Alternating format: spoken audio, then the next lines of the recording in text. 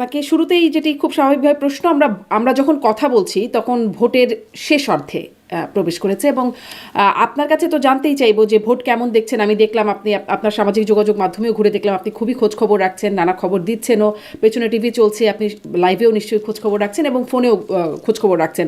সকাল থেকে শুরু করে এখন পর্যন্ত কেমন দেখছেন, কেমন হচ্ছে ভোট? আহ সত্যি কথা বলতে গেলে দুই ভাগে বলতে চাই কথাটা। হুম। প্রথম কথা হচ্ছে যে আমি তো আসলে আমি মোটামুটি বলতে চাই যে জন্মগতভাবেই সাংবাদিক, এবং আমার সাংবাদিকতা জীবন শুরুর পর থেকে যতগুলো জাতীয় নির্বাচন হয়েছে, আমার প্রথম জাতীয় নির্বাচন 1996 সালের 15ই ফেব্রুয়ারি, হুম। যেবার বিএনপি একা ভোট করেছিল। আহ, তারপরে আমি 91 সালের শেষে সাংবাদিকতা শুরু করি, তার আগে প্রথম নির্বাচন হয়ে গিয়েছিল, তখন আমি সাংবাদিক ছিলাম না। তো 96 সালের ওই ভোট থেকে শুরু করে পরবর্তীকালে 96 সালের যে সম্ভবত 12ই জুনের একটা ভোট হয়েছিল, যেবার আওয়ামী লীগ ক্ষমতায় আসলো প্রথম, তারপরে 2001, 2008, এবং তারপরে যতগুলো নির্বাচন এখন পর্যন্ত হয়েছে, একপাক্ষিক, দ্বিপাক্ষিক, বহুপাক্ষিক, বিতর্কিত, অবিতর্কিত, সকল ধরনের নির্বাচনে আমি মাঠে থেকে নির্বাচন কভার করেছি।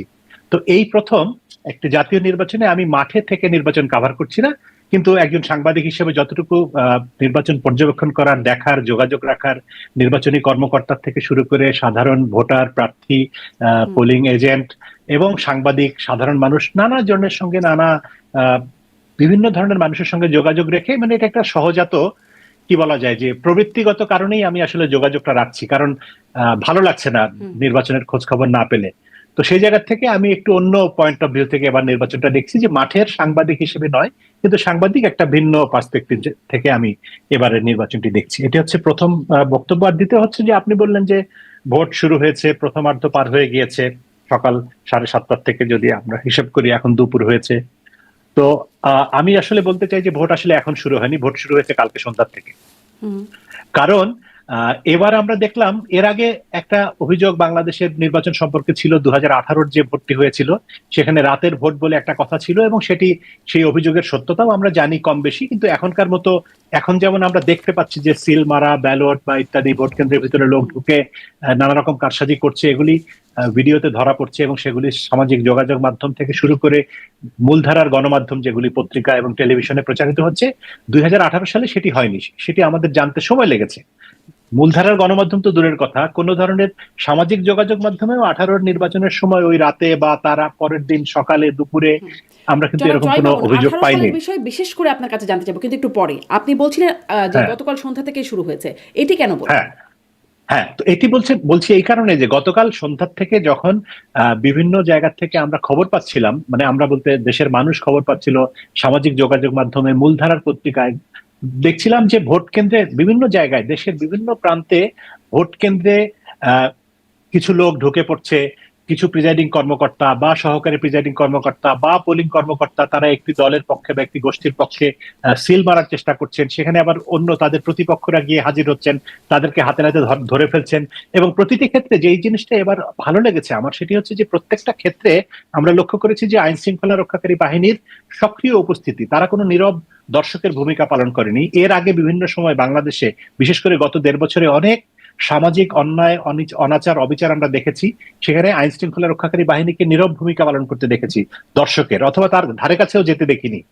কিন্তু এই নির্বাচনকে কেন্দ্র করে যেসব অনিয়মের অভিযোগ কালকে সন্ধ্যার থেকে উঠছিল, কালকে সন্ধ্যার থেকে না, তার আগে থেকে, আপনি জানেন যে সৈয়দপুর বিমানবন্দরে জামাতের একজন নেতা ধরা পড়লেন টাকার বস্তা নিয়ে, এবং এর বাইরেও পটুয়াখালীর কলাপাড়ায় আরেকজন বিএনপির নেতা বা সমর্থক টাকার বস্তা নিয়ে ধরা পড়লেন।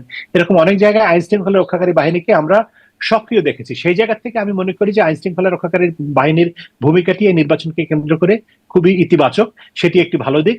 আর এই কথাটি কেন বললাম আমি, কারণ কালকে রাত থেকে বহু জায়গায়, একটা দুটো পাঁচটা জায়গায় না, অন্তত 10টা 20টা জায়গায় এরকম ঘটনা ঘটেছে যে নির্বাচনকে প্রভাবিত করার জন্য টাকা বিতরণ করা হচ্ছে, সেই টাকা নিয়ে ধরা পড়ছে, ব্যালটকে পেপারের মধ্যে সিল মারা হচ্ছে, ব্যালট ফলাফল রেডি করে সেখানে পোলিং কর্মকর্তা, কি বলে, এজেন্টদের স্বাক্ষর নেওয়া হয়েছে। এরকম অনেক কিছু, অনেক ধরনের অনিয়মের খবর আমরা পেয়েছি, এবং নানা জায়গায় সংঘর্ষ হয়েছে, মারামারি হয়েছে, আহত হয়েছে, হাতিয়ায় একজনের প্রাণহানির খবর পর্যন্ত আমরা পেয়েছি, নোয়াখালীর যে হাতিয়া সেখানে।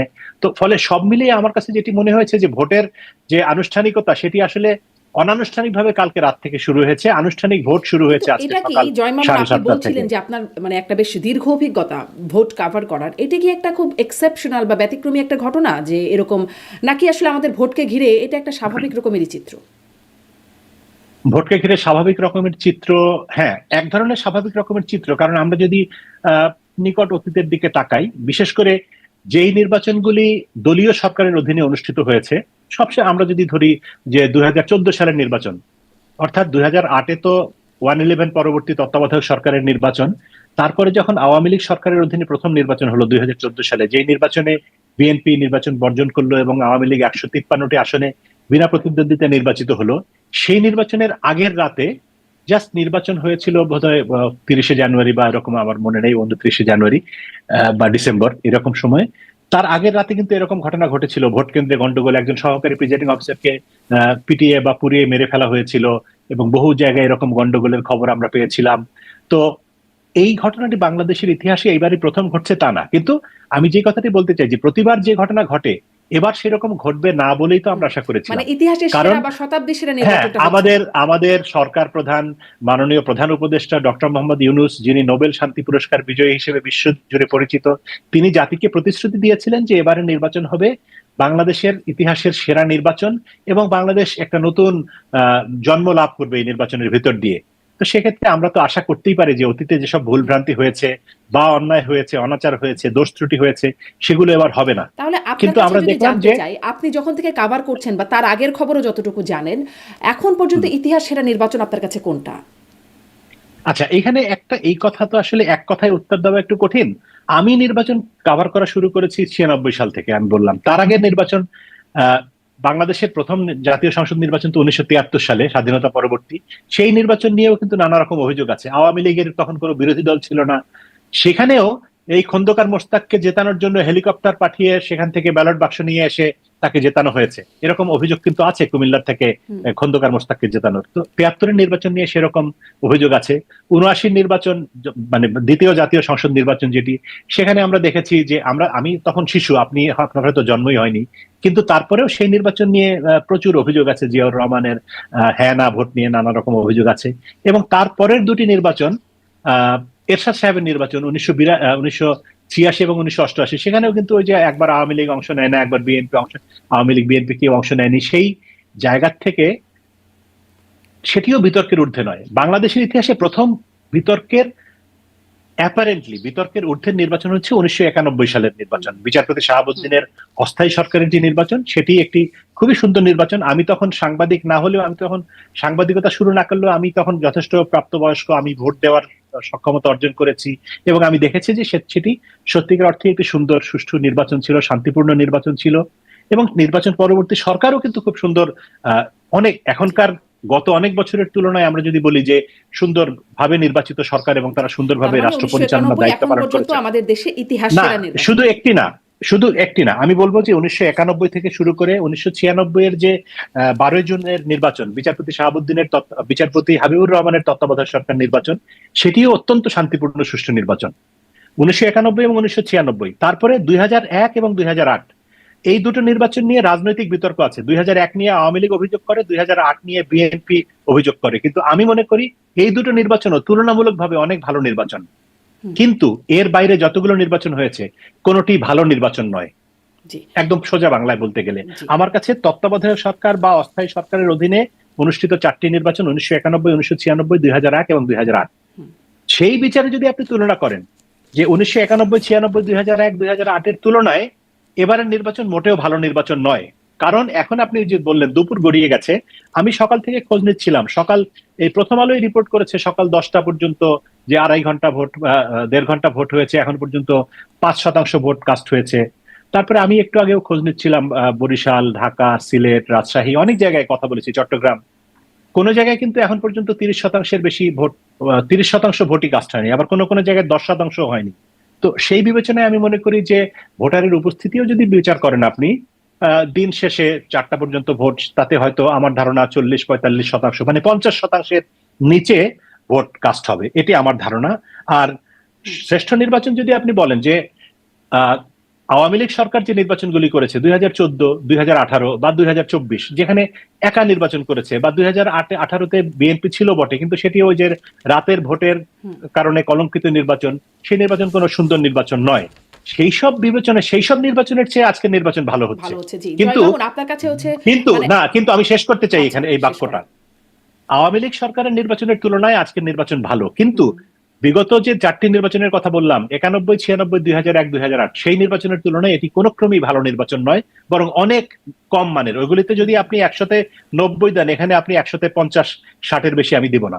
অনেক স্পষ্ট একটা পর্যালোচনা জানলাম আপনার কাছ থেকে, তুলনামূলক পর্যালোচনা। 18 নির্বাচন নিয়ে বলছিলাম, ওটাও একটু পরেই আসি তাহলে। আপনি প্রশাসনের ভূমিকা বলছিলেন, এবার ভালোই দেখছেন আপনি। আপনি সেনাবাহিনীর ভূমিকা কেমন মনে হচ্ছে? ম্যাজিস্ট্রেসি পাওয়ার নিয়ে সেনাবাহিনী আছে এবার। আহ আসলে আমি আমি মনে করি যে নির্বাচনে সেনাবাহিনী বা পুলিশ, এই আইন শৃঙ্খলা রক্ষাকারী বাহিনীর ভূমিকাটা কিন্তু আইন শৃঙ্খলা রক্ষার মধ্যে সীমিত।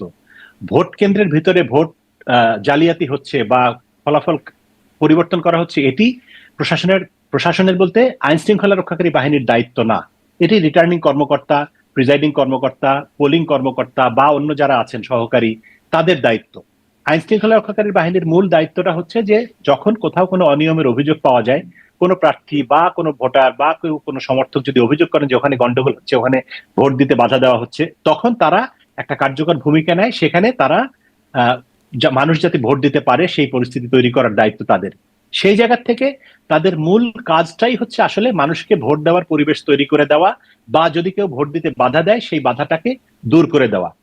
সেই পয়েন্ট অফ ভিউ থেকে আমি মনে করি যে গতকাল নির্বাচনের গতকাল বা তার আগের দিন বিভিন্ন জায়গায় নির্বাচনী সরঞ্জামাদি যাওয়া শুরু করেছে, ব্যালট পেপার, ব্যালট বাক্স বা আরো যেসব জিনিস, সিল, কালি ইত্যাদি নির্বাচনের যেসব সরঞ্জাম, সেগুলি যাওয়ার পর থেকেই আমরা লক্ষ্য করেছি যে আইন শৃঙ্খলা রক্ষাকারী বাহিনী ইনক্লুডিং সেনাবাহিনীর ভূমিকা খুবই ইতিবাচক। আমি মানে যেটাকে সোজা বাংলায় বলে পজিটিভ। তো তো ইতিবাচক এই কারণে যে গতকালকে রাতের কথা বলছিলাম যে অনেক জায়গায় অনিয়মের অভিযোগ পাওয়া গেছে। এই অমুক জায়গায় জামাতের প্রার্থী টাকা নিয়ে যাচ্ছে, অমুক জায়গায় বিএনপির লোক কেন্দ্র দখলের চেষ্টা করছে, অমুক জায়গায় মারামারি হচ্ছে এনসিপির সঙ্গে অমুকের। প্রত্যেকটা ক্ষেত্রে কিন্তু আইন শৃঙ্খলা রক্ষাকারী বাহিনী তাদের কার্যকর হস্তক্ষেপ বা পদক্ষেপ নিয়েছে, যে কারণে এই অনাচার আইন শৃঙ্খলা বাহিনীর বা সেনাবাহিনী সহ পক্ষপাতিত্ব আছে এবারে?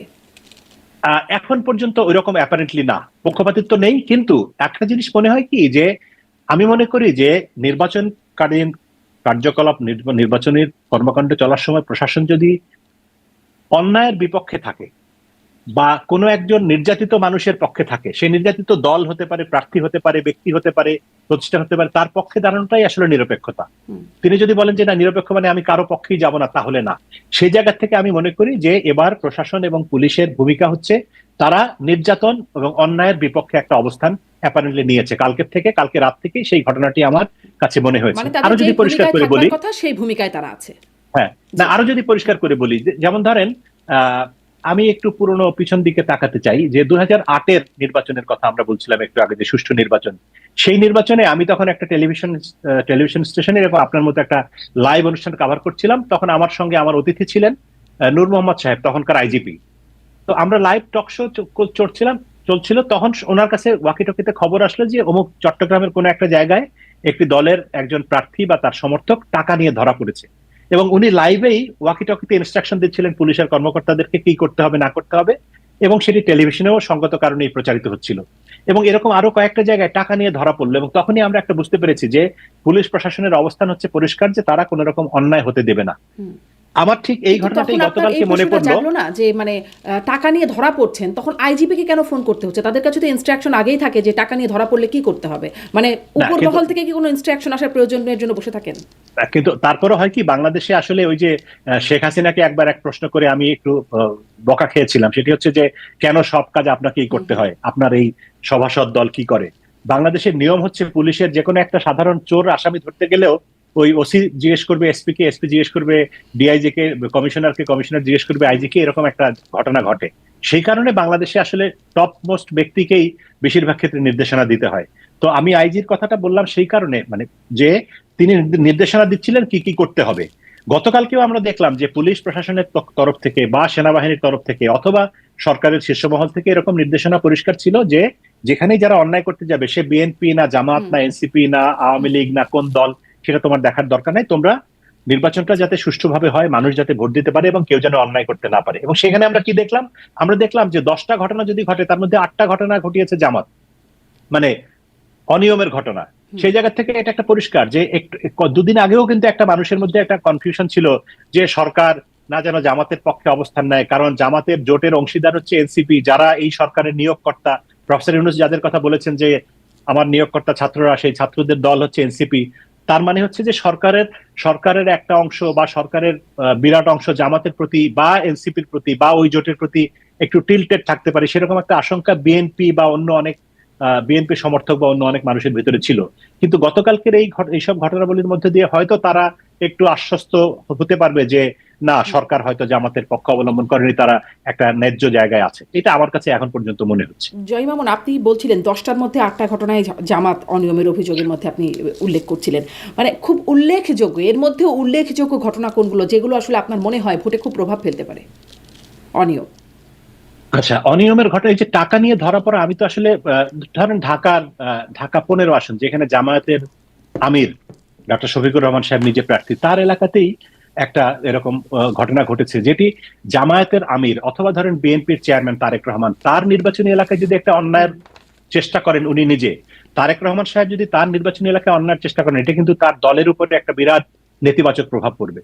সেখানে জামায়াতের আমিরের, আমি বলছি না যে তিনি নিজে চেষ্টা করেছেন, কিন্তু তার কর্মী সমর্থকরাই তো করেছেন, তার পক্ষে একটা অনিয়মের চেষ্টা করেছেন। তার মানে এই দায়টা জামাতের আমিরের উপরে বর্তায় বা জামাতের দলের উপরে বর্তায়। এটি নেতিবাচক দিক। এর বাইরে আরো ধরেন ঢাকার যাত্রাবাড়িতে বা কোথায় জুবিলি স্কুল, এরকম ঢাকা 6 আসন, আরো কোনো কোনো জায়গায় আমরা দেখেছি, কুমিল্লাতে দেখেছি, বেশ কিছু জায়গায় আমরা দেখেছি, বরগুনাতে দেখেছি যে এরকম অনিয়মের ঘটনা ঘটেছে। এবং এগুলির ফলে যেটি হয়েছে যে রাতেই কিন্তু কিছু মানুষের মধ্যে একটা আতঙ্ক তৈরি হয়েছে, যা এখনই এইসব ঘটনা ঘটছে। আপনি যদি সোশ্যাল মিডিয়ার দিকে তাকান কালকে রাত থেকে, তাহলে কিন্তু দেখবেন যে সোশ্যাল মিডিয়ার বিরাট অংশ সয়লাব হয়ে আছে এই ঠাট্টা মশকরা নিয়ে, যে আগে তো আমরা শুনেছি রাতের ভোটের কথা, কিন্তু তখন তো অন্তত ভিডিও দেখিনি, এবার ভিডিও দেখে নিশ্চিত হলাম যে কি করে রাতের ভোট হয়। তো এগুলো ভোটের উপরে নেতিবাচক প্রভাব পড়েছে, যে কারণে আমার আশঙ্কা বা আমার ধারণা যে ভোটার উপস্থিতি কিছুটা হলেও কমবে। এই ঘটনাগুলো না ঘটলে হয়তো আরো 5-10% লোক বেশি ভোট দিতে যেত। আজকে আমি খোঁজ নিয়ে দেখলাম যে কোনো কোনো জায়গায় ভোরের দিকে বা ভোট কেন্দ্রে মানুষের সংখ্যা ছিল, কিন্তু আস্তে আস্তে ভোটারের উপস্থিতির সংখ্যা কমে গিয়েছে। কালকে রাতের ঘটনাগুলির কারণেই হয়তো এটা ঘটেছে বলে আমার কাছে মনে হয়। জামাত আমিরের আর ফেসবুক পোস্টে দেখছিলাম, আমি একটা গণমাধ্যমে পড়ছিলাম যে তিনি ফেসবুকে পোস্ট দিয়েছেন লাইলাতুল গুজব, মানে গুজবের রাত একটা চললো এখানে, এই ঘটনাগুলোকে গুজব। আর জামাতের পক্ষ থেকে সংবাদ সম্মেলন করেও বলা হচ্ছে যে নানান রকম গুজব ছড়ানো হচ্ছে বা তাদের বিরুদ্ধে আসলে অপপ্রচার চালানো হচ্ছে, এরকমটা তারা বলছেন। মানে আসলে গুজব হচ্ছে কি? এখন জামায়াতের আমির কেন গুজব বলছেন সেটা তো আমি বলতে পারবো না, আমিরই বলতে পারবেন। কিন্তু ঘটনা যেগুলো আমরা দেখেছি সেগুলি তো, সেখানে পুলিশ আছে, আইন শৃঙ্খলা রক্ষাকারী বাহিনীর অন্য সদস্যরা আছেন, সেনাবাহিনীর সদস্যরা আছেন, ভোটের সঙ্গে নির্ধারিত কর্মকর্তা, প্রিজাইডিং অফিসার বা পোলিং অফিসার বা সহকারী প্রিজাইডিং অফিসার আছেন, তাদের ভিডিও আছে। এবং পুলিশের ভাগ্য ভালো যে প্রফেসর ইউনূস পুলিশের ইউনিফর্মটা নতুন করেছিল, না হলে তো তারা বলতো যে এগুলি আগের 18 সালের বা 14 সালের ভোটের ছবি। পুলিশের ইউনিফর্ম দেখে তো বোঝা যায় যেটা এখনকার এই ভোটের এই ইউনিফর্ম পরে তো পুলিশ অন্য কোনো ভোট পরিচালনা করেনি। তাহলে গুজব বলার তো কোনো কারণ নেই। তো কালকে রাতের ঘটনা এবং আমরা ভিডিও দেখতে পাচ্ছি, এবং এগুলি সব মানুষের বক্তব্য আছে, অভিযোগ আছে, প্রকাশ্য কণ্ঠস্বর আছে। এই শত শত ভিডিও তার এআই দিয়ে এক মুহূর্তের মধ্যে বানিয়ে ফেলেনি বিএনপি বা অন্য কোনো দলের নেতাকর্মীরা, সেটা তো সম্ভব না। এবং মানুষ তাদের নাম পরিচয় উল্লেখ করে করেছেন, এবং আইন শৃঙ্খলা রক্ষাকারী বাহিনী তাদের অনেকের বিরুদ্ধে ব্যবস্থা নিয়েছে, অনেককে জরিমানা করা হয়েছে, অনেককে জেলে দেওয়া হয়েছে, অনেককে শাস্তি দেওয়া হয়েছে, অনেককে বহিষ্কার করা হয়েছে, বহিষ্কার বলতে নির্বাচনী দায়িত্ব থেকে অব্যাহতি দেওয়া হয়েছে। ফলে এগুলিকে গুজব বলা অযৌক্তিক। কিন্তু বাংলাদেশের রাজনীতিতে একটা কথা কিন্তু আছে যে ডিনায়াল, মানে আমরা যা কিছু ঘটুক আমরা ওই উটপাখির মতো বালুর মধ্যে মুখ লুকিয়ে অস্বীকার করব। জামায়াতের এই প্রবণতাও অস্বীকারেরই প্রবণতা, এটা আমার কাছে মনে হয়। দুটো বিষয়, দুটো প্রাসঙ্গিক প্রশ্ন করবো। এই যে ভিডিও দেখছি আমরা সামাজিক যোগাযোগ মাধ্যমে বলি বা মূলধারার গণমাধ্যমেও যেগুলো দেখছি, এখানেও কি কোনো পক্ষপাতিত্বর জায়গা আসছে কিনা, যে নাকি মানে জামাত কি খারাপ কাজ করছে বেশি আর বিএনপি কি করছে না, মানে জামাত কি খারাপ বিএনপি কি ভালো, বা নির্বাচনে তাদের ভূমিকাটা খারাপ আর ভালো এরকম, নাকি আসলে এখানেও কোনো পক্ষপাতিত্ব আছে, বায়াস করে দেখা হচ্ছে বা সেগুলোই প্রচার করা হচ্ছে, এরকম কি কোনো ব্যাপার আছে? তা তো আছেই, কিছুটা তো মানুষ তো কম বেশি সবাই বায়াসড, একটু না একটু তো বায়াসনেস থাকেই। এখন ওই যে আবারও পুরনো কথা মনে হয়, যেগুলি হয়তো কথা নিয়ে অনেক বিতর্ক আছে, বেগম খালেদা জিয়া তত্ত্বাবধায়ক সরকারের দাবি প্রসঙ্গে 94 সালে বলেছিলেন যে পাগল এবং শিশু ছাড়া কেউ নিরপেক্ষ হয় না। আজকে নিরপেক্ষ সরকারের অধীনে ভোট হচ্ছে, কিন্তু প্রফেসর ইউনূস তো একটু আগে ভোট দিয়ে আসছেন তার মেয়েকে নিয়ে, আমরা দেখলাম তিনি তো ভোট দিয়েছেন, হয় বিএনপি কে দিয়েছেন, নইলে জামাতকে দিয়েছেন, নইলে এনসিপি কে দিয়েছেন, নইলে স্বতন্ত্র কোনো প্রার্থীকে দিয়েছেন। তার মানে তো তিনি নিরপেক্ষ থেকে ভোটদান থেকে বিরত থাকলাম, আমি সবার জন্য সমান, তা তো না। তার মানে হচ্ছে যে পক্ষপাত যখন থাকবে, ফেসবুকে যারা বা সোশ্যাল মিডিয়াতে যারা বিভিন্ন ছবি ভিডিও পোস্ট করেন, তারাও তো একটা পক্ষ নিয়েই পোস্ট করেন। কালকের পক্ষটা আমরা দেখতে পাচ্ছি যে বেশিরভাগই বিএনপির লোকজনের পোস্ট, বিএনপি সমর্থিত লোকজনের পোস্ট এবং জামায়াতের অপকর্মের পোস্ট। জামায়াত এই কাজ করেছে, কিন্তু জামায়াত জামাত তো এখানে টাকা সোশ্যাল দিচ্ছে। মিডিয়ায় খুব অ্যাক্টিভ, তারা কি আসলে পাচ্ছে না বলে দিচ্ছে না নাকি? মানে না না না, পাচ্ছে না, তারাও তারাও দিচ্ছে, তাদের পেজগুলিও যদি আপনি দেখেন সেখানেও আছে, কিন্তু সেই সংখ্যা কম, একটা আছে সেটাকেই তারা 10 বার দিচ্ছে। কিন্তু বিএনপি যেটি করছে বা বিএনপি সমর্থকরা, এটি যেটি বিএনপি যে কেন্দ্রীয় নির্দেশে বিএনপি নির্বাহী কমিটির বৈঠকের সিদ্ধান্ত অনুসারে হচ্ছে তা কিন্তু না। স্থানীয়ভাবে একজন মানুষ দেখছে একটা অনিয়ম, তিনি সেটি ছবি তুলে তার ভিডিওতে ফেসবুকে তুলে দিলেন, সেটি বিএনপি সমর্থকরা প্রচার করছে, কাজে লাগাচ্ছে। এটি কিন্তু আসলে বিএনপির পক্ষে হচ্ছে ব্যাপারটা তা না, একটা অন্যায় হচ্ছে, এবং বেশিরভাগ জায়গায় এই অন্যায়টা হচ্ছে, ওই যে বললাম 10টার মধ্যে 8টা অন্যায় হচ্ছে জামাতের দ্বারা। কারণ জামায়াতের ভিতরে এরকম একটা প্রবণতা আছে যে একটা সুযোগ পাওয়া গেছে, এই সুযোগটাকে যে কোনো মূল্যে কাজে লাগিয়ে তারা একটা মানে একটা কিছু বিরাট ঘটনা তার ঘটিয়ে জন্য ফেলবে। এবং যতটা এর আগে আমরা অসুবিধা দেখেছি হোক যে না কেন। আপনার একজন অতিথি, আপনার অনুষ্ঠানে আমি দেখেছি তাকে, জামায়াতের একজন আইনজীবী, তিনি টাকা গুঁজে দিচ্ছেন, পরবর্তীকালে তিনি দুঃখ প্রকাশ করেছেন যে না না, আমি তো ওর অসহায়তার জন্য দিয়েছি বা ইত্যাদি। ডাহা মিথ্যা কথা। বাংলাদেশের মানুষ এত বোকা না যে গোপনে আপনি হাতের ফাঁক দিয়ে এভাবে টাকা দিয়ে দিলেন, কেন দিচ্ছেন ভোটের আগের দিন, এটি মানুষ বোঝে না তা না। তো এটি তো জামাতের ভিতরে আছে। এখন জামায়াতের ভিতরে আছে তা না, এই কাজ অন্যরাও করে, কিন্তু জামায়াত একটু বেশি করছে এবার, সেজন্য চোখে পড়ছে। বিএনপি, আওয়ামী লীগ বা জাতীয় পার্টি বা অন্য যারাই নির্বাচনে রাজনীতি করে, তারাই নির্বাচনে টাকার খেলা খেলে, এবং নির্বাচনে কালো টাকার ব্যবহার নিয়ে আমাদের বামপন্থীরা বা আমাদের বুদ্ধিজীবীরা দীর্ঘকাল ধরে কথা বলে আসছেন, সেটি এবারেও হচ্ছে। কিন্তু জালাল মামুন, জামায়াতেরটা আমি বেশি। এটা জানতে চাইবো আপনার কাছে যে টাকার খেলার কথা বলছেন, আর কিসের কিসের খেলা এবারে নির্বাচনে ঘটছে বা খেলছে সেই সম্পর্কে জানবো। কিন্তু ওই যে ভিডিও দেখার কথা বলছিলেন আপনি, এবারে নির্বাচনে যে ভিডিওগুলো আমরা দেখছি, 18 নির্বাচনের কথাও বলছিলেন যে ভিডিও দেখি নাই, কিন্তু প্রশ্নটা ওইখানে যে কেন তখন কোনো ভিডিও, মানে ধরেন আমি যখন আওয়ামী লীগের কোনো অতিথিকে এই প্রশ্নগুলো করি, তারা আমাকে পাল্টা প্রশ্ন করেন যে আপনি কি মিডিয়ার কর্মী হিসেবে তখন কোনো মিডিয়াতে দেখাতে পেরেছে, কোনো মিডিয়ায় বা সামাজিক যোগাযোগ মাধ্যমে কোনো ছবি এসেছে, ভিডিও এসেছে? আসলে বিবিসির দু একটা খবর ছাড়া খুব রেফার করতে পারি না যে এই ঘটনা ঘটেছে রাতের পর। আচ্ছা, আপনাকে এখন দেখছিলাম, আপনার একটা ভিডিও সম্প্রতিও চোখের সামনে আসলো, নির্বাচন কমিশনে গিয়ে বেশ সাহসের সাথে আপনি বলছেন যে নির্বাচন তো আসলে দিনেই হয়েছে, ভোট হয়ে গেছে, ব্যালট বাক্স ভরা হয়েছে রাতে, এবং আমরা সেটা লিখতে পারিনি, বলতে পারিনি, কারণ ভয় আছে আমাদের। কিন্তু কোথাও কোনো কিছু আসলো না, সামাজিক যোগাযোগ মাধ্যম তখনও ছিল, হয়তো এখনকার মতো এত অ্যাক্টিভ ছিল না, কিন্তু ছিল, তো পেলাম না কেন দেখতে? আচ্ছা, ব্যাপারটা হচ্ছে কি, আপনি যখন একটা মানুষের তো একটা মাইন্ডসেট থাকে, নির্বাচনের মাইন্ডসেট হচ্ছে যে, আমরা ছোটবেলায় এরশাদের আমলে আমার দেখা নির্বাচনগুলির কথা বলি, সেখানে আমরা দেখেছি যে নির্বাচন হয় বিকাল 4টা পর্যন্ত, সারাদিনে হয়তো 10% 15% লোক ভোট দিল, 20%ও না। বিকাল বেলা ভোট কেন্দ্রে হঠাৎ করে 15-20টা মোটরসাইকেল নিয়ে আসলো, তারা এসে 3-4টা ককটেল ফাটালো এবং তারপরে ব্যালট বাক্স নিয়ে চলে গেল।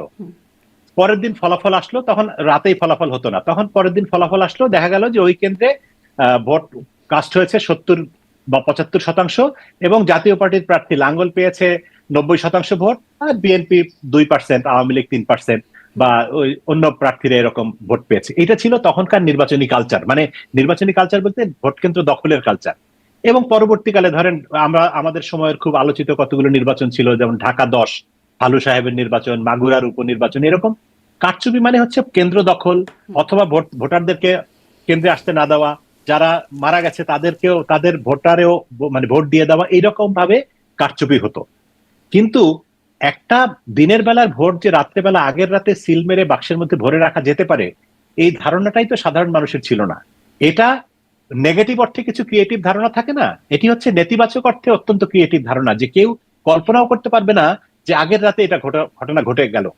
আমার মনে আছে যে সেই 29শে ডিসেম্বর 2018-তে যখন নির্বাচন হলো, নির্বাচনের ফলাফল যখন আমরা পাচ্ছিলাম, শেষ দিকে এসে দেখা গেল যে আওয়ামী লীগ 290 এরকম, মানে 200 আওয়ামী লীগ জাতীয় পার্টি জোট, তারা প্রায় 300-র মধ্যে সবই, বিএনপি 5টা না 7টা আসন পেয়েছে। তখন আমি আওয়ামী লীগের অফিসের সামনে, আওয়ামী লীগের যে ধানমন্ডি 3-এর অফিসের সামনে ক্যামেরা পাঠিয়েছিলাম লাইভ করার জন্য। সেখানে লোক নাই, মানে একটা দল নির্বাচনে জিতেছে, তাদের কিন্তু হাজার হাজার লোক থাকার কথা, 5-7 জন লোক, এবং তাদের মুখের সামনে যখন ক্যামেরা ধরা হলো, দেখে মনে হচ্ছে যে এদের সবার বাবা মা স্ত্রী সন্তান সব মারা গেছে। চেহারা এতই মলিন এবং কারো মুখ দিয়ে কোনো কথা বেরোচ্ছে না, কারণ আওয়ামী লীগের সাধারণ পর্যায়ের নেতা কর্মীরাও এটা কল্পনা করতে পারেন যে এইরকম একটা ডিজাস্টারাস ভোট হবে। এটাকে কোনোভাবেই বিজয় বলা যায় না, এটা একটা মহা বিপর্যয়কর বিজয় আওয়ামী লীগের জন্য।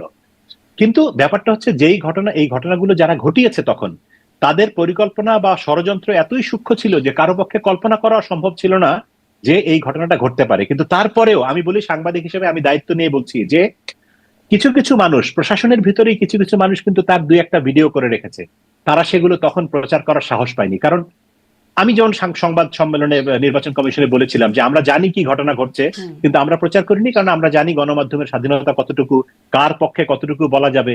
এখন আমার স্বাধীনতা, নির্বাচনের কমিশনের স্বাধীনতা যদি এক হয়, তাহলে তো আর আমাদেরকে কথা বলতে দেওয়ার বা কথা বলতে ডাকার কোনো মানে হয় না। সেই জায়গা থেকে আমি বলবো যে ওই ধারণাটি ছিল অত্যন্ত কি বলে, নেতিবাচক সৃজনশীল ধারণা, যে কারণে কেউ এটা কল্পনা করেনি। আরেকটা হচ্ছে যে এটি হয়েছে অতি গোপনীয়তার সঙ্গে, যখন কোনো পোলিং এ, এবং ভোট কেন্দ্রের ভিতরে তো ঘটেনি, বেশিরভাগ ঘটনা ঘটেছে টিএনও অফিসে বা ম্যাজিস্ট্রেট অফিসে বা জেলা প্রশাসকের অফিসে বা পুলিশ কর্মকর্তার অফিসে। এবং আমরা তো জানি যে পুলিশ এবং প্রশাসনের লোক, ডিসি এসপি, বলাই তো হয় যে ডিসি কে 3 কোটি, এসপি কে 3 কোটি, এইভাবে ভোট টাকা দিয়ে এমপি পদ নিয়েছে আওয়ামী লীগের প্রার্থীরা।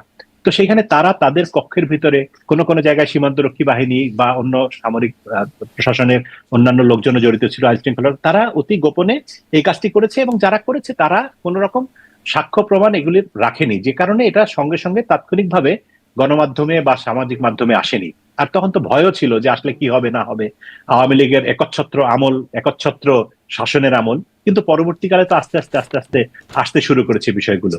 আর এখন তো মানুষ জানে যে রাতে ভোট হতে পারে, সেজন্য আগেই রাতে যেখানে যেখানে ব্যালট বাক্স সেখানে সেখানে পাহারায় থেকে যায়। এখন ফলে একবার যে ঘটনা ঘটে যায়, সেটা নতুন করে রিপিট করাটা কিন্তু একটু ডিফিকাল্ট। এখন যে ঘটনাগুলো ঘটলো, যে অনিয়মের ঘটনা ঘটলো, কোথাও কোথাও সিল আগে থেকে দেওয়া হয়েছে, এই খবরগুলো আসলো, আমরা দেখলাম ভিডিও সহকারে। বা ধরেন 2-1টা ঘটনা ঘটছে যে সে ভোট দিতে গেছে, দেখে তার ভোট আগেই দেওয়া হয়ে গেছে, এরকম ঘটনা কিছু কিছু গণমাধ্যমে আসছে। মানে এগুলোর প্রভাব আসলে ভোটে, সার্বিকভাবে ভোটে কেমন পড়বে?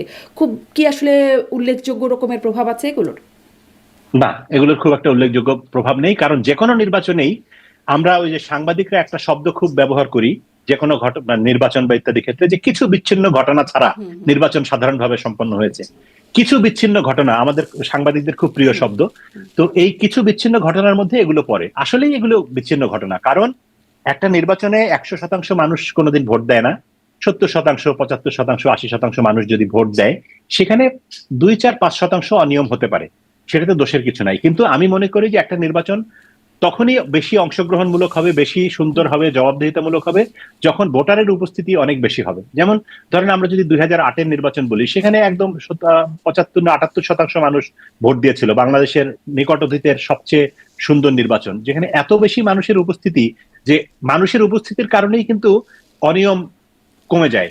কিন্তু যেই নির্বাচনে, যেমন ধরেন 2024-এর নির্বাচন বা 2014-র নির্বাচন, যেখানে ভোটারের উপস্থিতি অনেক কম, 10%, 15%, 20%, তখন কিন্তু অনেক বেশি কারচুপির সুযোগ থাকে।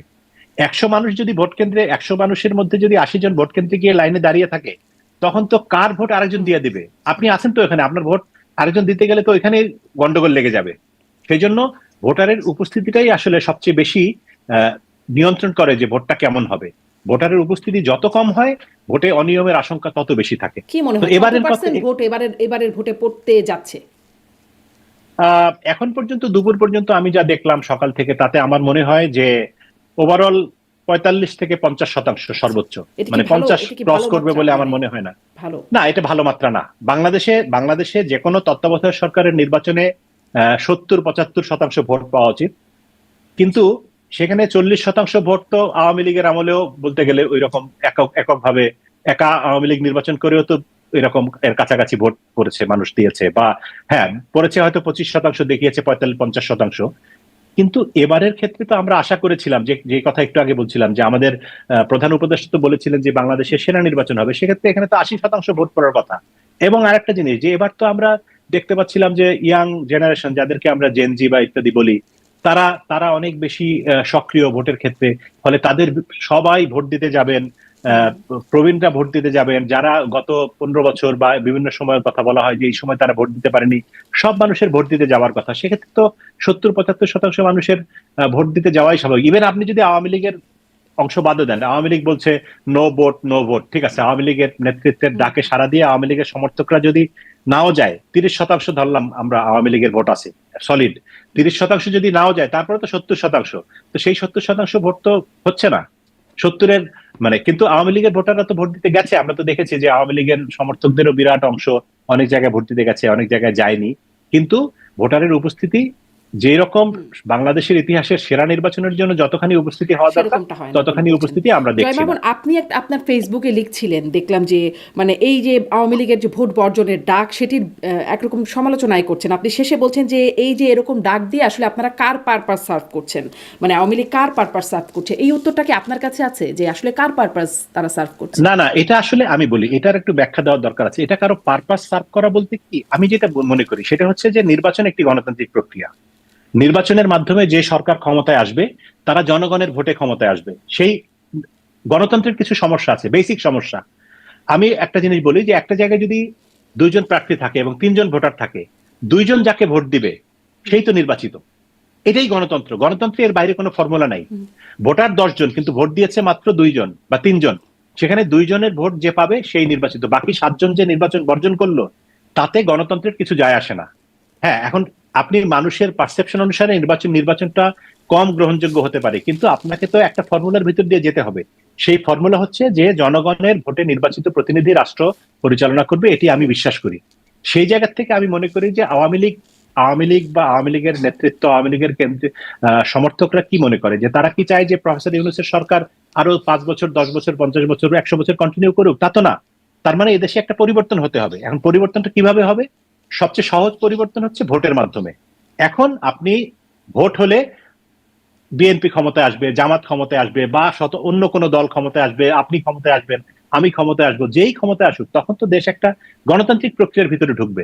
গণতান্ত্রিক প্রক্রিয়ার ভিতরে ঢোকা যে কোনো স্বৈরাচারী পদ্ধতির চাইতেই ইতিবাচক বলে আমি মনে করি। এমনকি আমাদের দেশের ইতিহাসে যারা কিন্তু সামরিক তাতে শাসক সমস্যা ছিলেন। কি? মানে আওয়ামী লীগ যে বর্জনের ডাক দিচ্ছে তাতেও তো এই গণতন্ত্রে আপনি বলছিলেন না 3জন ভোট দিলেই হবে, 2জন দেখলেই মেজরিটি। তো আওয়ামী লীগ বর্জনের ডাক দিলেও জামাত আর বিএনপির যারা সমর্থক আছেন, ভোটার আছেন, তাদের তো পুরো যদি না দেয় একাংশ তো ভোট দেবে, তাহলে তো হয়েই যাবে।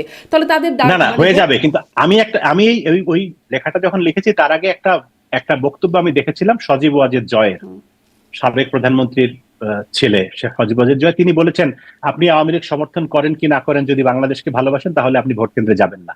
তো মূলত ওটা আমি হয়তো ওইটা লিখলে ভালো হতো, কিন্তু আমি ওটা লিখিনি। আমার কথা হচ্ছে যে ভাই, যার ইচ্ছা ভোট কেন্দ্রে যাবে, যার ইচ্ছা যাবে না, ঠিক আছে, ভোট না দেওয়াও একটা অধিকার। আমার ইচ্ছা আমি ভোট দিব না, বা আমার ইচ্ছা ভোট দিব। ভোট দিতে গেলে আপনি বাধা দিতে পারবেন না, ভোট না দিতে গেলেও আপনি আমাকে জোর করে টেনে নিয়ে যেতে পারবেন না। আওয়ামী লীগ ক্যাম্পেইন করতেই পারে যে হ্যাঁ নো ভোট নো ভোট, যেখানে নৌকা নাই সেখানে আমরা ভোট দিতে যাব না। কিন্তু আপনি আওয়ামী লীগের সমর্থক হন বা না হন, আপনি ভোট দিতে যাবেন না।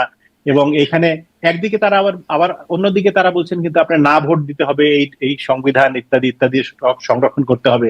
তা আপনি ভোট দিতে যাবেন না, তাহলে আবার না ভোট কিভাবে দিবেন? মানে একটু আমার কাছে মনে হয় যে এটার মধ্যে একটু গোঁজামিল আছে, বা একটু আওয়ামী লীগের অনেক কর্মী সমর্থককে আমি দেখেছি, চিনি, তারা কিন্তু ভোট দিতে গিয়েছে বা যাবে বা যাবে বলে আগের থেকেই সিদ্ধান্ত নিয়েছে।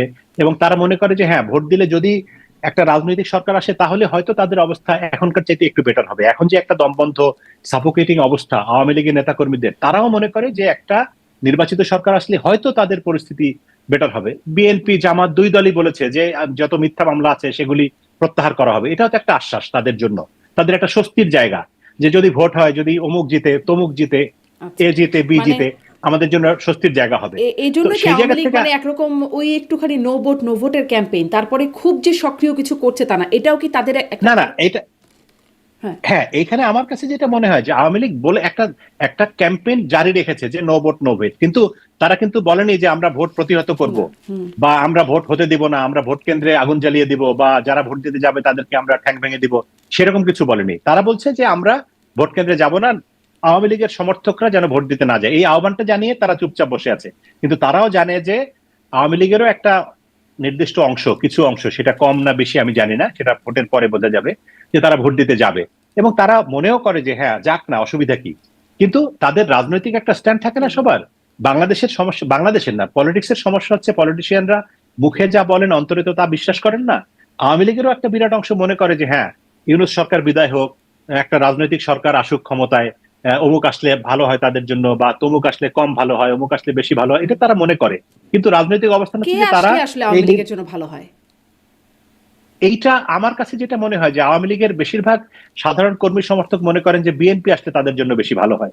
যদিও বিএনপির সঙ্গে আওয়ামী লীগের রাইভালরি অনেক দিনের, কিন্তু সাম্প্রতিককালে মনে হচ্ছে যে জামায়াত আওয়ামী লীগের সবচেয়ে বড় শত্রু। কারণ 5ই আগস্ট কে কেন্দ্র করে তার পূর্ববর্তী জুলাই বিপ্লব, এইসব ঘটনায় জামায়াতের যেহেতু বড় ভূমিকা ছিল, সেই কারণে আওয়ামী লীগ মনে করছে যে আওয়ামী লীগের সরকারের পতনের জন্য জামাত সবচেয়ে বেশি দায়ী, এবং সেই জন্য জামাত তাদের প্রধান শত্রু। জামাতকে ঠেকানোর জন্য তারা প্রয়োজনে বিএনপির সঙ্গে এক ধরনের এলাই করবে, বা একটা অলিখিত এলাই অনেক জায়গায় হয়েছে। আপনার মনে আছে, আপনি দেখেছেন নিশ্চয়ই সামাজিক যোগাযোগ মাধ্যমে বা মেইন স্ট্রিম মিডিয়াতেও, যে শরীয়তপুর বা কোনো এক জায়গায় জাতীয় সংসদের হুইপ একজন, তিনি একটা ভিডিও মেসেজ দিয়েছেন যে তিনি তার এলাকার আওয়ামী লীগের কর্মী সমর্থকদেরকে ধানের শেষে ভোট দিতে বলেছেন। এবং এর বাইরেও আমরা অনেক জায়গায় দেখেছি যে আওয়ামী লীগের কর্মী সমর্থকরা বিএনপি কে ভোট দিবেন, তারা মনে করেন যে বিএনপি যদি ক্ষমতায় আসে তাহলে তাদের জন্য একটু পরিস্থিতি ভালো হবে। স্পষ্ট। আবার অনেকে মনে করেন যে আওয়ামী লীগ যদি ক্ষমতায়, বিএনপি যদি ক্ষমতায় আসে তাহলে আওয়ামী লীগ আর জামাত মিলে আবার তখন বিএনপির বিরুদ্ধে আন্দোলন করবে। মানে রাজনীতিতে তো আসলে ওই যে শেষ কথা বলে কিছু না, এরকম একটা ধারণা আমরা ছোটবেলা থেকে শুনে আসছি। কিন্তু আপাত দৃষ্টিতে মনে হচ্ছে যে জামায়াতের সঙ্গে বিএনপির এলাই হওয়ার, মানে তার মানে কি বলে, বিএনপি আসলে আওয়ামী লীগের জন্য লাভ, আপাত দৃষ্টিতে এরকম একটা ধারণা আপনি এরকম পাচ্ছেন। একটা মনে হচ্ছে। আচ্ছা, আপনার কাছে জিজ্ঞাসা করছিলাম, আপনি বলছিলেন টাকার খেলা চলছে, আর কিসের কিসের খেলা দেখতে পাচ্ছেন নির্বাচনকে ঘিরে? যা সবসময় চলে, সবচেয়ে বেশি চলে টাকার খেলাটা, গোপনে চলে, আন্ডার হ্যান্ড, আন্ডার কারেন্ট যেটাকে আমরা বলি। এটা তো চোখে দেখা যায় না। যে জিনিস চোখে দেখা যায় সেটা হচ্ছে ধর্মের খেলা। নির্বাচন আসলেই আমাদের প্রার্থীরা, পুরুষ প্রার্থীরা সবাই দাড়ি টুপি রেখে একটা পরহেজগার ভাব সেজে, যেই লোক সারা জীবন পশ্চিম দিকে একবার উষ্টাও খায় না, মানে সরি আমার ল্যাঙ্গুয়েজের জন্য আমি দুঃখিত, কিন্তু মানে কোনোদিন যে নামাজ পড়ে না, সেও একটা দাড়ি টুপি পরে সুন্দর একটা মুসল্লি চেহারা সেজে সাদা পাঞ্জাবি নিয়ে সবার আগে মসজিদের জুম্মার দিন নামাজ পড়তে চলে যায়।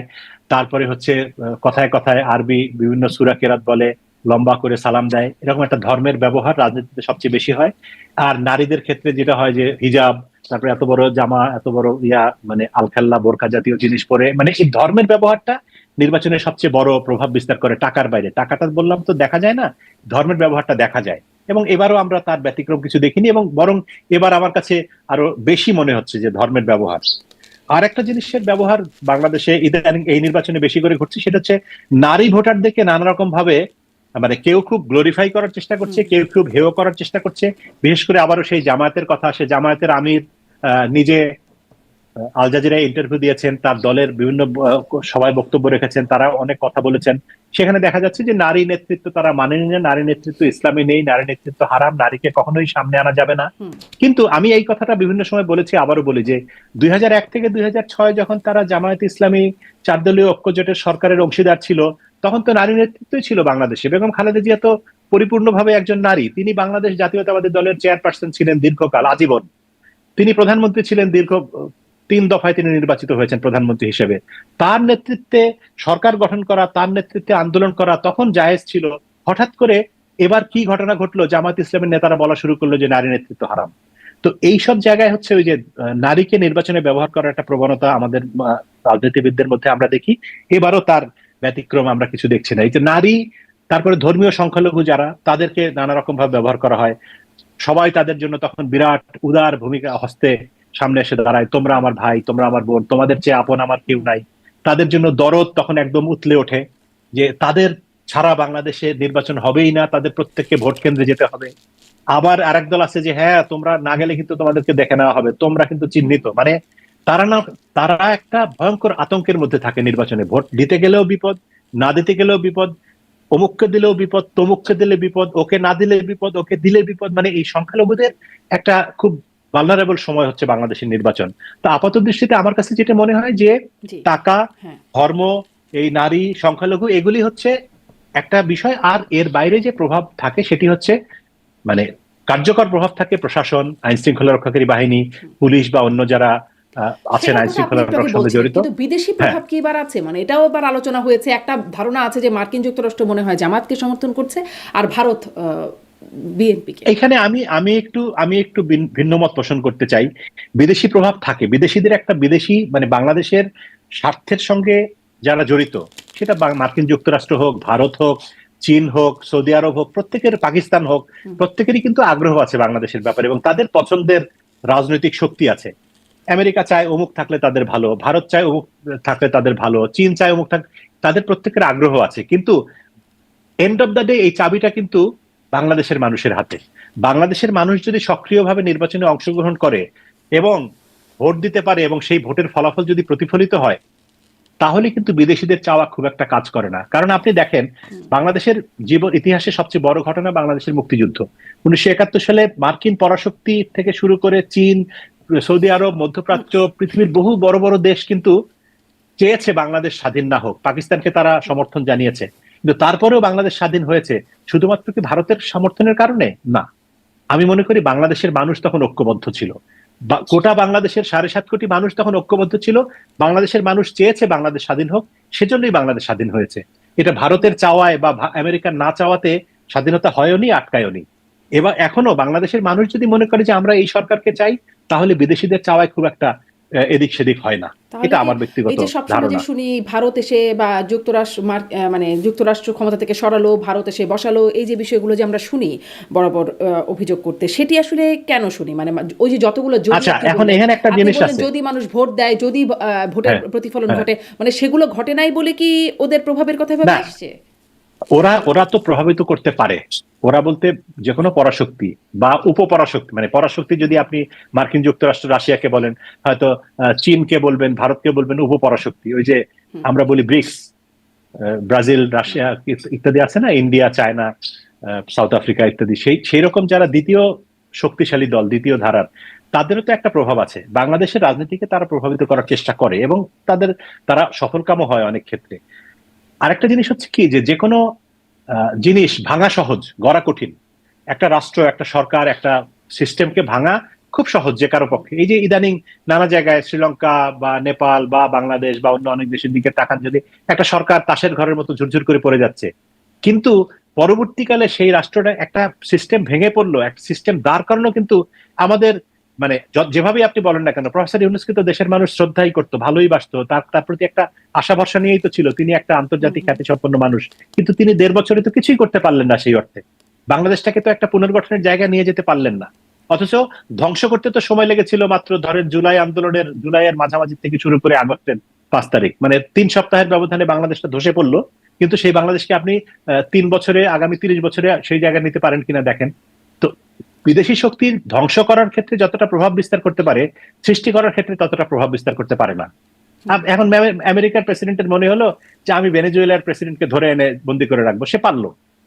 কিন্তু ভেনেজুয়েলায় একটা সুন্দর গণতান্ত্রিক প্রক্রিয়ায় একটা নতুন সরকার ব্যবস্থা চালু করা কিন্তু আমেরিকার প্রেসিডেন্ট চাইলেই হেলিকপ্টার পাঠিয়ে বা গানম্যান পাঠিয়ে পারবে না। সেই জায়গা থেকে আমিও মনে করি যে বাংলাদেশেও যে কোনো প্রতিষ্ঠান ধ্বংস করা অনেক সহজ, কিন্তু সৃষ্টি করা অনেক সময় সাপেক্ষ এবং অনেক জি, পরিশ্রম সাপেক্ষ। স্পষ্ট। আপনি বলছিলেন যে সংখ্যালঘুদের জন্য ভোট একটা আতঙ্কের বিষয় হয়ে দাঁড়ায়। ধরেন 2001 সালের নির্বাচনের পরে যা দেখা গেছে যে একটা তখন বিএনপি জামাত জোট যেটার পরে তখন একটা তাণ্ডব শুরু ছিল এবং তখন ওই সংখ্যালঘুরা বিশেষভাবে আক্রান্ত ছিল। মানে এবারেও যেটা দেখা যাচ্ছে, মঞ্জুরুল মুন্সি কুমিল্লা 4 আসনের প্রার্থী ছিলেন, তিনি ঋণ খেলাপি হয়, তার প্রার্থিতা বাতিল হলো। পরে তিনি গণ অধিকার পরিষদে, যাকে আসলে বিএনপি সমর্থন করেছে, সেখানে গিয়ে তার সমর্থনে গিয়ে বললেন, যদি বিএনপি ক্ষমতায় যায় আর আপনারা যদি অন্য দলকে ভোট দেন, আমি কিন্তু আপনাদের কাউকে ছাড়বো না, প্রয়োজনে ঘর বাড়ি পোড়ায় দেবো একদম। মানে এইরকম দিনের পরে তাকে বহিষ্কারই করে দিয়েছে বিএনপির আরো একজন রাজশাহী 4 আসনে দেখা যাচ্ছে বিএনপি বলছেন যে বিএনপি নেতাদের হয়রানি করা বন্ধ না হলে 13 তারিখের পর ব্যবস্থা নেওয়া হবে। এটি রাজশাহী 4 আসনে বলছে। হ্যাঁ, তো আসলে কোনো পরিণতি অপেক্ষা করছে? আহ, আমার কাছে যেটা মনে হয় যে বাংলাদেশের রাজনৈতিক চরিত্র আসলে পরিবর্তন হয়নি। কারণ রাজনৈতিক চরিত্র আসলে পরিবর্তন হবে কিভাবে? দেশের মানুষের চরিত্রের যদি পরিবর্তন না হয়, রাজনীতিবিদদের চরিত্রের পরিবর্তন হওয়ার তো সুযোগ নেই। বাংলাদেশের রাজনীতি হচ্ছে এক ধরনের প্রতিহিংসামূলক রাজনীতি, এক ধরনের ঘৃণার রাজনীতি, এক ধরনের দোষারোপের রাজনীতি এবং এক ধরনের আক্রমণের রাজনীতি। এখন এই জায়গা থেকে আমাদের কেন্দ্রীয় রাজনৈতিক নেতৃবৃন্দ যারা শীর্ষস্থানে আছে তারা চেষ্টা করছেন এটাকে থামানোর, সরকার চেষ্টা করছে, সেনাবাহিনী চেষ্টা করছে, অ্যাপারেন্টলি মনে হচ্ছে চেষ্টা করছে, আমি জানি না তারা কতখানি চেষ্টা করছে। কিন্তু যদি তারা চেষ্টা করে তাহলে হয়তো এটা নিয়ন্ত্রণ করা সম্ভব। কিন্তু আমি আমি আবার বলি যে গতকালকে রাত থেকে সেনাবাহিনী এবং আইন শৃঙ্খলা রক্ষাকারী বাহিনী যতটুকু প্রোঅ্যাক্টিভ ভূমিকা দেখিয়েছে, সেই প্রোঅ্যাক্টিভ ভূমিকা যদি আগামীতেও তারা এই ধারাবাহিকতা যদি বজায় রাখেন, যদি এটা কন্টিনিউ করে, তাহলে নির্বাচন পরবর্তী সহিংসতার ঘটনা বাংলাদেশে ঘটবে না বা কম ঘটবে। কিন্তু যদি তারা ওই 2001-এর মতো হয়, 2001-এ যেমনটি তত্ত্বাবধায়ক সরকার লতিফুর রহমানের তত্ত্বাবধায়ক সরকারের প্রশাসন যে উদাসীনতা দেখিয়েছিল, বা প্রফেসর ইউনূসের সরকার গত 5ই আগস্ট পরবর্তী সময়ে বিভিন্ন মব ভায়োলেন্সের ক্ষেত্রে যে উদাসীনতা দেখিয়েছে সরকার এবং প্রশাসন, সেই রকম উদাসীনতা যদি দেখায়, তাহলে আমি মনে করি যে এবারও নানা জায়গায় নানা রকম সহিংসতার ঘটনা ঘটতে পারে। আমি আশা করতে চাই, যেমন বিএনপির তরফ থেকে বা জামায়াতের তরফ থেকে পরিষ্কারভাবে বলা হয়েছে যে কোনো ধরনের কোনো ভায়োলেন্স তারা চায় না, কোনোভাবে কোনো রকম। কিন্তু ওই যে চোরে নাশনে ধর্মের কাহিনী, বাংলাদেশের সাধারণ রাজনৈতিক নেতৃবৃন্দ তো তাদের শীর্ষ নেতাদের কথাই শোনেন। আওয়ামী লীগের নেতাদের, মানে আওয়ামী লীগের নেতাকর্মীরা, আমরা আওয়ামী লীগের সময় দেখেছি শেখ হাসিনার বা শীর্ষস্থানীয় কথা শোনে না। বিএনপির সময় তারেক রহমানের কথা অনেকেই শোনে না। যে পরিমাণ অন্যায়, অবিচার, চাঁদাবাজি, দুর্নীতি, দখলের অভিযোগ আমরা 5ই আগস্ট পরবর্তী সময় পেয়েছি, তারেক রহমান তো লন্ডনে বসে যতবার বক্তৃতা দিয়েছেন প্রতিবার এগুলির বিপক্ষেই বলেছেন, কিন্তু তার কথা তো কেউ শোনেনি। জামায়াতের ক্ষেত্রে জামায়াতের আমির, আমি ধরে নিচ্ছি তিনি গিয়ে গুড ইন্টেনশন থেকে বলছেন, কিন্তু কই, তার কথা তো কেউ শুনছে না। তার এখানেও তো প্রচুর অনিয়ম কালকেই আমরা দেখতে পেলাম। ফলে কেন্দ্রীয় নেতৃত্বের কথার ভিত্তিতে পুরোপুরি হবে না।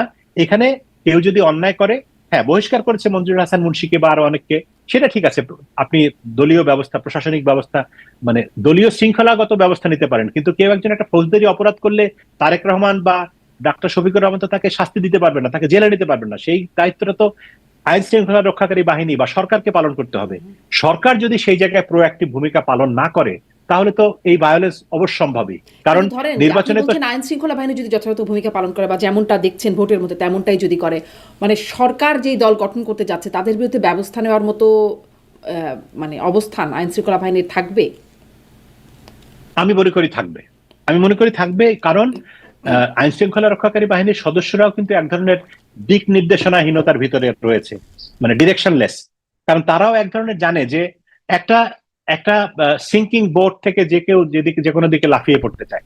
তারাও জানে যে প্রফেসর ইউনূসের তত্ত্বাবধায়ক সরকার আর নাই, এই লোক আজকে অমুক কথা বলছে, কালকে তো সে থাকবে না, তার কথা মতো আমি একটা কাজ করব, পরে যদি বিএনপি ক্ষমতায় এসে আমাকে একটা ক্ষতি করে বা জামাত ক্ষমতায় এসে আমাকে একটা বিপদে ফেলে।